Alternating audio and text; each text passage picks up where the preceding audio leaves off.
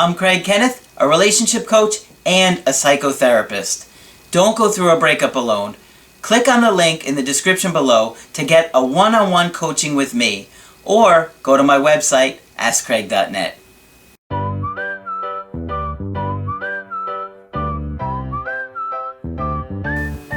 Hi there, I'm Coach Kenneth, and in this video I'm going to be talking to you about I want a healthy relationship.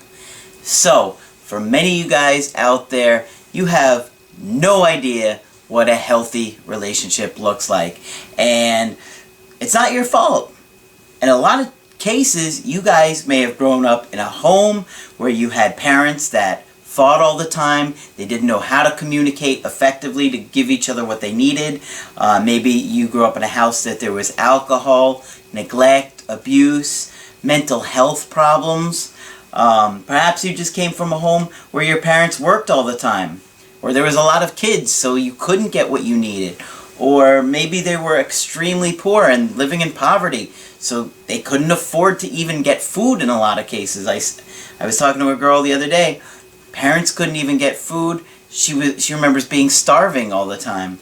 Or maybe your parents just got divorced and so you only had one parent around all the time. And it's tough. I mean, it really is hard to learn what a healthy relationship is with two people if you didn't see it, if you didn't have it modeled for you your entire life. So, I know it was tough for me, and I didn't know many healthy families that were even married and having good relationships. It's like, even now when I think about the people in my life, I could probably count on maybe one hand the people that I really are like, wow, they have a great relationship. Maybe two hands, but I'm always like disheartened by the lack of communication or ability to have a healthy, happy relationship. And that is one of the main reasons that I do these videos for you guys. It's not just about getting an ex back, because that is just a symptom of a problem. And I talk about to you guys that with you guys all the time. It just means the relationship wasn't working. Well, why wasn't it working? There's a million different factors as to why it wasn't working. And that's why I say every relationship is different. Every breakup is different. Because you're two different people. And of course, two different people coming together with their own set of experiences, beliefs, thoughts, age, education, family patterns. All these different things are going to make it incredibly challenging to make a relationship work. And so, this is why I say every relationship is different. Every breakup is different. I do not do a one-size-fits-all kind of strategy. And you guys know that when you do your coaching with me, that I look at your situation individually and I give you the best strategy based on the facts that I've asked for. And I really have a good idea of what to look for at this point. So, but guys, I just want you to understand that, we connect with our caregivers. I mean, even at 3 months old, we really start to form that bond. And if you aren't getting unconditional love and things aren't going your way, even little babies, toddlers, even, you'd be surprised, probably kids that are 6 months old, they know how to get their parents' attention. They know what is getting them attention and trying to get what they need. For example, sometimes we have to learn early in life to manipulate to get us what we need from our parents, like whining. People that whine when they talk? Think about them. It's because they didn't get what they wanted, and they whine because that is what got the attention of their caregivers. And, not all cases, but it's an indication that it could be there. It's a sign for me that, maybe this person didn't get what they needed, so they had to whine to get what they wanted. Or maybe they had to cry to get what they wanted. Or they even faked crying. Some kids will fake cry just to get what they want. They'll lie, they distort the truth. People have to do all different things starting in their very early childhood in order to get their needs met. If the parents are not extremely attentive and intuitive as to what the child needs. So, I got an email today from Alyssa, who is 27 years old, and she said, "I cannot thank you enough for all your incredible videos. I came across them when my boyfriend and I's relationship had completely fallen apart. We had been fighting for months. I honestly have been blown away by the amount of insight I have come to find on your channel. I feel so much better watching your videos every day, and I get excited as soon as you release a new one. They make each day a little better." Well, thank you for the kind words, Alyssa. I really do appreciate that, and I'm glad to see that it's helping you. She says, "You truly have opened my eyes to the self-destructive patterns I have had in all my relationships. That includes my alcoholic father and my anxious mother." So, for her, she probably had the anxious, avoidant parents going on. She says, "I didn't even realize I had anxiety until I came to your channel. I really was clueless as to how destructive my home life really was. My boyfriend's was not much better. I have even gotten him to start watching some of your videos, and he usually hates stuff like this." I don't know, now he might hate it even more. She said, "I did an email coaching with you several weeks ago, as I had a few questions to ask you. I can tell you, even though they were small changes, it has made a big difference. I love the videos you have on healthy relationships, and I was hoping you could write a new one." Well, you're in luck, Alyssa, because that is one of the videos I've been thinking about doing for a couple weeks now, is another video on, healthy relationships and some of the signs of a healthy relationship. So I have some here today. Let me go through these. I probably talked about some of these in different videos here and there, but whatever, it's good stuff. So, safety. This is so critical in your relationship. Obviously, physical safety, of course, that goes without saying, but emotional safety is absolutely critical. Any kind of negativity will destroy a relationship. And, manipulation, intimidation are going to start to make you guys feel like a threat to each other. You want to feel safe with your partner. Okay? Very important. Very, very important. Commitment. Am I there for you? Your partner wants to know, are you there for them? It's so important that if your partner doesn't really feel like you're going to be there for them, they're going to start to get angry and resentful. And they're going to start to look for ways that you've been neglecting them and showing them that you're not really there for them. Will you be there for them when the chips are down? Okay. Support. Will you support your partner's choices? If you go back, for example, let's say your partner wants to go back to school, your girlfriend or fiance wants to go back to school. A lot of guys will be like, "Wait a minute. If you go back to school, who's going to cook my dinner?" Ronald McDonald, buddy. Suck it up. Learn to cook for yourself. Support your partner, especially if they're trying to better themselves. You got to be selfless sometimes, right? Honesty.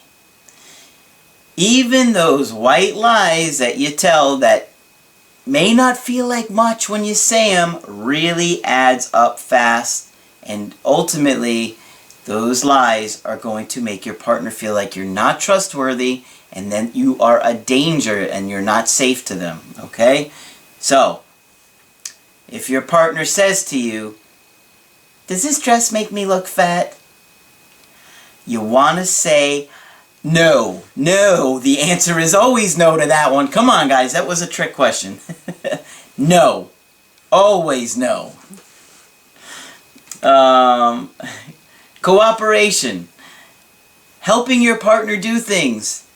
That means even when you don't want to do those things, especially when you don't want to do those things. You know what I mean? Like, do we really have to help your parents move? Because I had that game I really wanted to watch. Those are the kinds of things you have to do to let your partner, you're going to be there for them. Accountability. If you do something wrong, a lot of times people will do things like deflect, or they'll minimize it. You know, maybe you'll minimize your feelings, or the other person's feelings, or, you know, when they say you've done something, you automatically go back and say, well, you did the same thing. You get caught into that vicious pattern, and it just is a downward spiral. So you have to accept what you've done and be accountable for it. Trust. Well, you have to be able to give trust, and you have to be able to earn trust. And if you do things that cause your partner not to trust you, and you violate each other's trust, it's going to cause anxiety.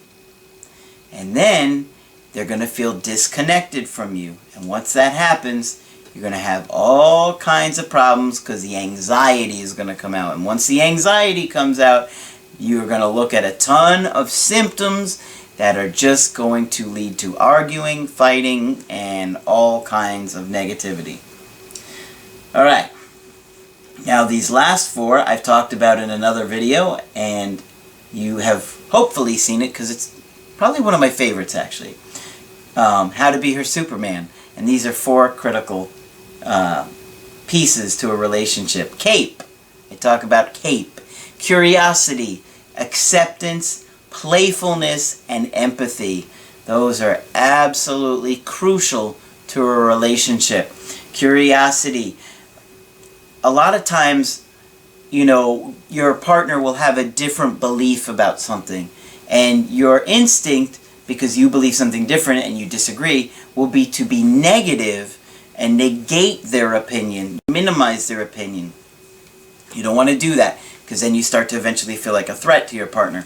So, if they like horror movies and you don't, this is an example, right? If they love horror movies, you don't, and you're like, oh, why do you want to go see that movie? Well, maybe you could try saying something like, what is it about horror movies that you like? And being curious about what it is they're interested in, why. What is it about soccer that you like? Or football, depending upon where you live in the world. Most of the world would be like, don't you dare call it soccer, Craig Kenneth, don't you dare. But it's amazing, by the way, guys. I love working with you guys around the world. Every day I'm just blown away by the different people. Today I got to work with a guy that was in Africa today. Let's see, I guess a couple of the people one was in New York, one was in Colorado. I forgot where that guy was from. But it's so awesome where I get to... I'm looking at my schedule, by the way. That's what I was looking down at. It's so awesome that I get to work with you guys around the world. I absolutely love it. But let me get back. I'm sorry. I got a little derailed there. Acceptance. Did I just talk about acceptance? This is what happens when you get old, people. Acceptance. Well, obviously that's a big one, because you want to make your partner feel like you're going to accept them even with the things that you don't like about them. Often those things that you don't like about them are really things that you don't like about yourself, by the way. Keep that in mind. And a lot of times the things that we have maybe suppressed in our childhood, that we didn't like those things, well, when we see them in another person, we don't want to accept it, and we try and negate them and be negative, and you don't want to do that. Playfulness. This is huge, guys.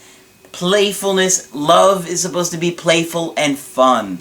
And what happens oftentimes is when you have gone a long time without having your needs met, you just become this tense, rigid person where you're just desperate to get those needs met, and you don't care how you get them met. You get angry, you get anxious, you get frustrated. It can't be like that. Love is supposed to be playful and fun, and the more you can do that in a relationship, the lighter it's going to be, the less rigid it's going to feel, where you can just laugh with each other and make each other, you know, you can laugh at your shortcomings and you can play with your partner. You want to be able to play. It's so important you can play with your partner. And last but not least, certainly at all, empathy. Empathy is absolutely critical in relationships. And that means being able to put yourself in your partner's shoes. Now, people that are going through depression have a very difficult time being empathetic and getting out of their own mindset and into somebody else's. And people that are anxious are very stuck on getting their own needs met. They're in survival mode, right? So they lose the ability to be empathetic to their partner. And it's absolutely critical that you have those, what am I looking for a word? That you have those traits in a relationship. Old age is catching up on me, people. I don't read from a teleprompter here. Apparently I need to. So, these strategies or these traits are really important to have in your romantic relationships. Even in your friendships, too, if you think about it. But, I mean, some of these you don't really need, I suppose, in your friendship. I guess they work for friendship, too. Yeah. I'm looking at the list here. But, guys, you got to realize breakups are a symptom of a relationship that wasn't working. That is my specialty. Work with me. I'm going to be able to assess your situation and tell you what was going on wrong, tell you strategies to not only improve your relationship, but re-attract your ex and give you the best chances of working it out and having a healthy relationship, guys. Because it's not just about getting them back. You could, you know, get them back, but if you don't fix the issues that were going on before, it's just going to fall apart again. And you're going to wind up with a broken heart all over again. So, if you want to get my help personally, go to my website, askcraig.net. Sign up for the coaching option that works best for you. If you like the video and appreciate the hard work in all these videos, just put a like on there. And be sure to subscribe to the channel because I do post videos Monday through Friday. But that's it for this video. I'm Coach Craig Kenneth, and I will talk with you soon.